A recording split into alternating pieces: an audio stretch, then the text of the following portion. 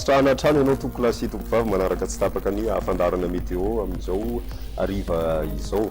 Raha ny sary antsika amin'ny zanabolana no jerevana dia tsy dia misy fiovana firy amin'ny ankapobeny satria dia ohatran'ny mahazatra ihany ny ala izay malefaka tsy maro toerana izay no mandrafitry ny toetrandro amin'ny ankapobeny.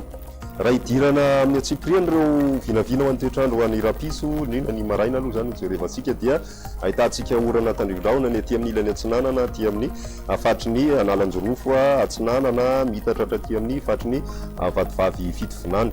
Ny ilany atsinanany aty tany dia saika ahitantsika andehandraona vao maraina izay tombanana isavatrandro zay rehefa misandratrandro. Ny ambiny kosa dia maina tanteraka amin'ny ankapobeny ary indrindra mety hibalika tanteraka ny masoandro aty amin'ny ilany andrefany nosy aty. Ny amin'ny pitso tolakandro kosa indray no jerevantsika dia ahitantsika orana tandrivondraona rankotroka ny any amin'ny fatry ny Sofiano any dia ny fatry Diana ihany koa.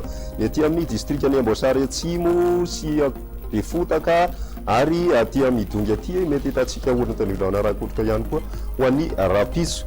Ny orana malefaka vinavinainy toetra amin'iny morotsiraka atsinanana nosy iny zany hoe nalanjorofo atsinanana vatovavy fitovinany mety mahazo kely ihany ny tapany avaratry ny fatry ny atsimo atsinanana.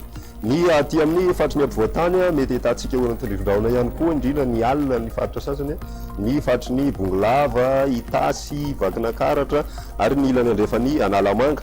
Ny aty amin'ny ilany avaratry ny Morimania ihany koa dia mety hiaina an'izay orana tandrivondraona izay. Ny any amin'ny faritry ny Hotomatsiatra any zany zao dia andraona ny andro amin'ny ankapobeny fa ny aty amin'ny ilany andrefany nosy aty dia maina tanteraka ary mety hibalika ihany koa ny masoandro. Ny maripana voavinavina ho an'ny rapiso maraina dia ny any amin'ny fatry ny Vakinakaratra no ahitantsika ny ambany indrindra satria dia eo amin'ny 12 degré eo zany zao ny vinavina ho any aty amin'ny fatry ny Vakinakaratra. Ny morotsiraka mafana tanteraka satria dia mbola ahitana 13 degré 5 mety mahatratra 20 degré ny morotsiraka sasany.